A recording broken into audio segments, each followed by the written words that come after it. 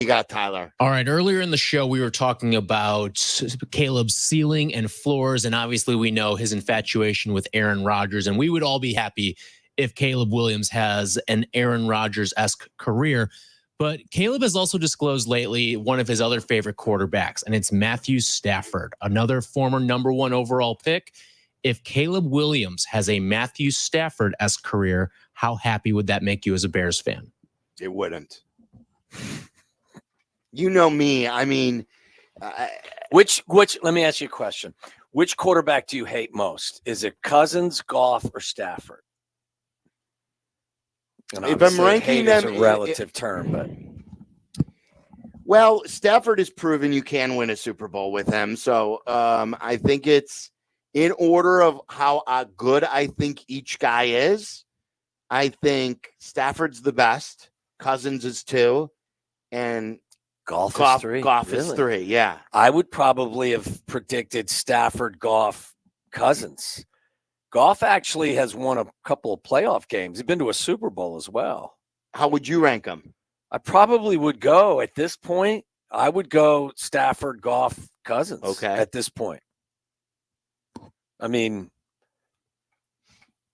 like it's a fine career. I'm hoping for better.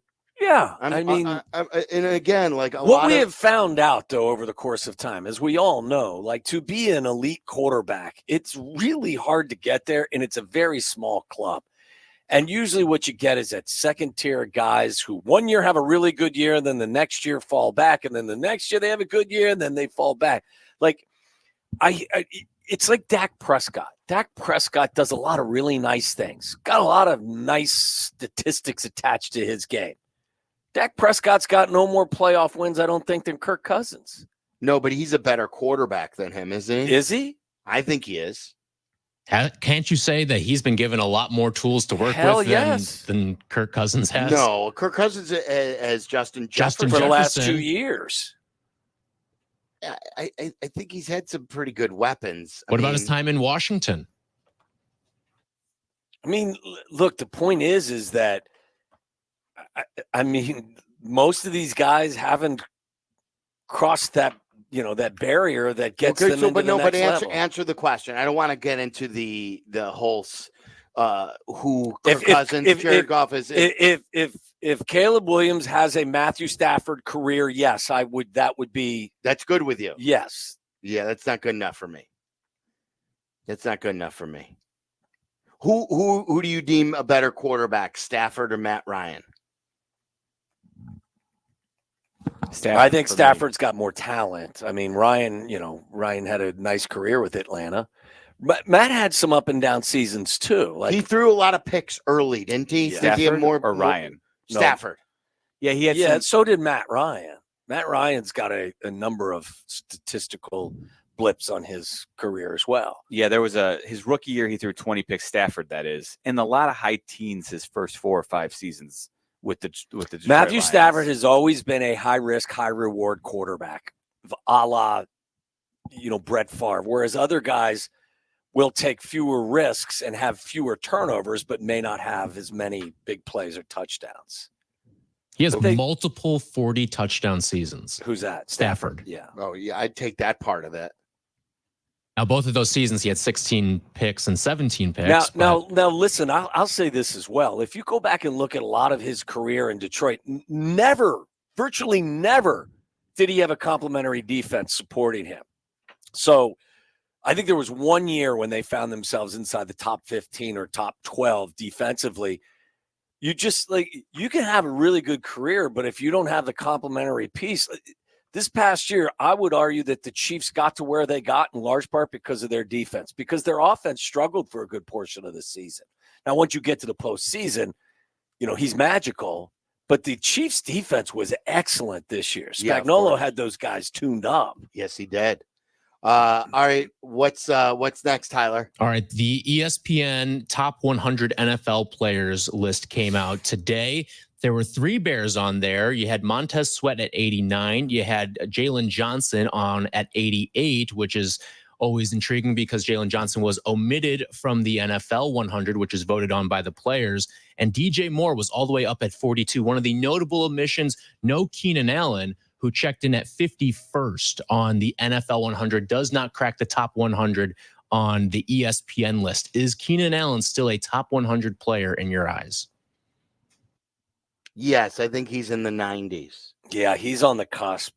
He's in that. Like, Yeah. I don't think that it's a huge snub though either. No, like, I I mean, I understand. I it, love that DJ got his respect.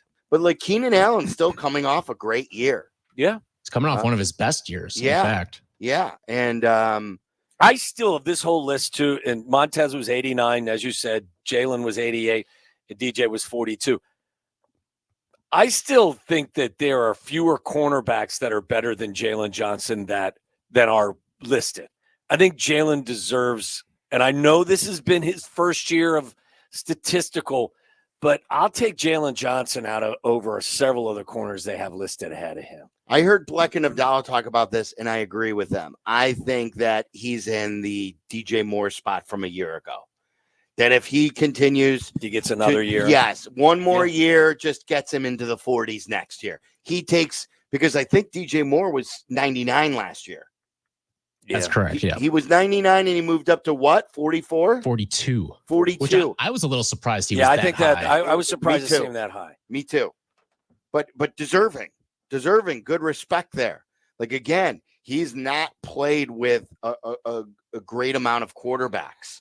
They've all been, guys who haven't been true fantastic starters in the NFL. So here's my question to you, unless you have this question, Tyler. If I can Aki's list Tyler Aki, Mm-hmm. where will Caleb Williams be on the list next year, if at all? How many I think- quarterbacks were in that list? I'm trying to think. I have I to- looked through the whole list. I don't have a count on the quarterbacks in here, but here I'll give you a list of who the last quarterback on this list is. It is, ironically enough, Matthew Stafford at 92. I would guess Caleb is on this list because I think he had. If you win Rookie of the Year, good chance you're going to Stroud? be on this Where's list. Stroud? Stroud Stroud's in there. is I know. That's what I'm saying. Top 50? Did he make top Stroud 50? where is he? He is pretty high up. Oh yeah, he's well on. He's In the 20s, right? he's Or 15. 15, yeah. So they're I think Bleck and Abdallah had a problem with that, and that's when I started to think we should come out with our because they thought he was getting too much love, and why I thought we should do our top 10 quarterback list. Well, he had a historic rookie season, but where he fits on that list is, it's obviously it's an interesting thought. If he wins Rookie of the Year, which I He'll think be on he the will list, do, for sure. he'll definitely be Yeah. on the list. No doubt. I think he'd be in the top 50 Caleb? for sure. Wow. If he wins Rookie of the Year, yeah. Because think about all the other rookies that are in this class. I mean, the first 14 draft picks were all offensive players. If you're winning Rookie of the Year out of that crop, you probably had a damn good Think season. about this. Yeah. If he has a good season as Rookie of the Year, there's enough talent on that team. That means you're going to the postseason. I would think so. I mean, if he's Rookie of the Year, I think that makes the odds of this team getting to the postseason significantly higher, which then would vault him into this list for sure. Which he's heavily favored to do Yeah. as well. Mhm. He will have to beat out Tory Taylor, but All right. There was an I love interesting. that nobody Yeah, responded. there was no reason to. There was another interesting article that came out, and this was part of the analytics department at ESPN, Seth Walder, who does that. But it was talking about edge rushers and the top 50 players in projected sacks for 2024. Any guess where Montz Sweat was, if you haven't seen it already? I saw you think you included it with what, 8.5 sacks and was like 20th. 20th among edge rushers for Yeah, projections That this would upcoming be season. a massive. Yes. Now it also disappointment caps out for me. the top guy as Micah Parsons and Myles Garrett, each with 13.5. I think the top guy in the league was going to well surpass that. Wasn't But 19 the top total last year, something in that neighborhood? I don't remember the So exact he's number, but projected for 8.5 sacks. I think what's more important here is he's projected to have the 20th most sacks among edge rushers for 2024. Where was he this past year? He had 12.5 total. And so we're- TJ Watt had Had 19 to lead. Last year, Montz Sweat was Was 10th 10th. in the league with 10.5 or 12.5. Yeah. Yeah, he's paid again.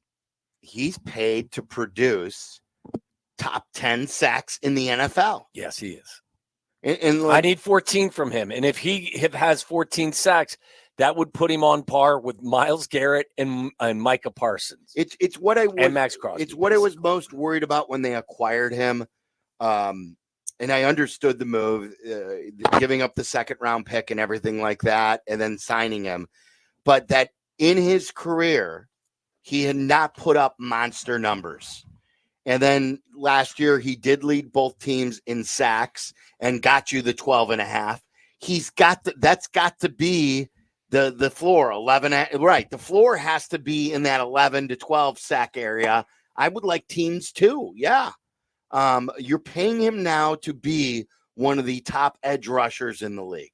And he's got those tools. And truthfully, I know that these come in bunches, and sometimes the numbers can look a little skewed. If you're a difference maker, like TJ Watt, Trey Hendrickson, Josh Allen, Khalil Mack, Daniil Hunter, Max Crosby, Myles Garrett, Micah Parsons, Justin Matabuike, did I pronounce that correctly? Yes, you did. Montz Sweat, those, and Jonathan Grenard. Those are your top 10 quarterback sackers from last year. And I can guarantee you the teams are focusing on Myles Garrett. He still gets 14. So if you're a difference maker, you're still going to get your sacks. Sure. And like we were talking about Matthew Judon, like before he went out last year, the 2 years before that, he had 14.5 and 15.5. Like guys like that, they just put up big time numbers. What's his name with Houston now, who used to play with the Vikings? Daniil Hunter puts up numbers year after year after year. Yeah. What I also found interesting from this was the recently acquired Daryl Taylor, 7.3 projected sacks for the season, which is 34th. And if you told me that the Bears' second leading guy is going to rank 34th in sacks, I think that's a little bit better given what you thought you'd have on this roster going into the season. I think, though, that with his production in his first 3 years is trending. Like that's his average, right? 21.5 sacks in 3 years. That's 7 sacks a season. 1 year he had 9.5, I think. But again, like he's expected, if playing in the right spot on those passing downs on a rotation basis, he should get you 7 to 8 sacks. And then I need more from DeMarcus Walker. I hopefully Booker gets you some sacks in the rotation as well. Can I give you these stats? These are the stats I told you Tom Thayer showed me yesterday. Tom's great with stats. I believe he got them from, who is it? Is it Doug Coletti? Doug Coletti, I think, get him for it. So Tom showed me these yesterday, and I asked him if I could pass them along. I don't want to steal your stats, Tom, but Tom's great with this. Taylor's first 3 seasons, he had 21.5 sacks on 1,550 snaps, so 1,550 snaps. He played 45% of the Seahawks snaps because he's more of the pass rusher. 34 tackles for loss, 22 quarterback hits. Montz Sweat, okay, had 18 sacks on his first 1,550 plays. Played 65% of the snaps in Washington, had 34 tackles for loss and 20 quarterback hits. The moral of this story is that Daryl Taylor's first 3 years, he had as much or more production than Montz Sweat, which should encourage people that maybe this is a really good kind of sleeper addition. When you put him in there in pass rush situations, you may be getting some good bang for your buck. Yeah, from a pass rush Thank you, standpoint. Tom, there. Like Montz Sweat plays the run very well, doesn't he, as an edge? Yes. You don't have to worry about him. But yes, from a pass rush standpoint, I thought for a 6th round pick that this was a smart move. You bought low. Like it's always my like sell high, buy low, on and on and on. And that's I think how what good teams are built. I think the point you made was valid too. Maybe he doesn't fit the new defensive system that the new head coach in Seattle implemented. So happens all the time. Absolutely. It happens all the time where guys then jump from one team to the next. And one guy you because he doesn't fit. He doesn't fit their program, but he can produce. He produced for Pete Carroll. Yep. And like you said too, Waldron was there watching his motor in practice every day. So he knows what he can do. He told him what kind of a guy he is inside the locker room, being there the last 3 years. That, by the way, coincided with his first 3 years in the league. Yeah. I want to squeeze this one in real quick because Andrew Brandt tweeted this out. So CeeDee Lamb got his $38 million signing bonus as a result of his new deal today.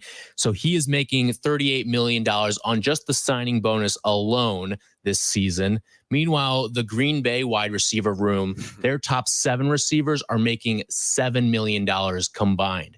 Would you rather have the Cowboys receiving room or the Packers receiving room? And I can read them off for you. Who else is in the in the Cowboys receiving room? Their second receiver is Brandon Cooks, Jalen Tolbert, Jalen Brooks, Kevontae Turpin, and a bunch of other guys. I would take the Dallas Cowboys because Cooks number one and what's his face, Lamb, and then you throw the tight end, the kid Ferguson. Isn't it Ferguson? Is a really good player as well. I like what Green Bay's done, but CeeDee Lamb's a top 3 receiver in the league at this point. Well, yeah, and you know who your number one guy is. Like I was on when I was on in Green Bay, they were scarred because they didn't like that Devontae Adams was always stared down by Aaron Rodgers. So they like now that they've got a bunch of guys who can blossom and grow together. But I like having the go-to guy. Like you still don't know who the number one receiver is, do you? In Green Bay? No, they got a bunch of guys who Wicks. They've got Dobbs. They've got Watson, Jaden Reed. Yeah. It's you know what? It's a good young group though. Yep.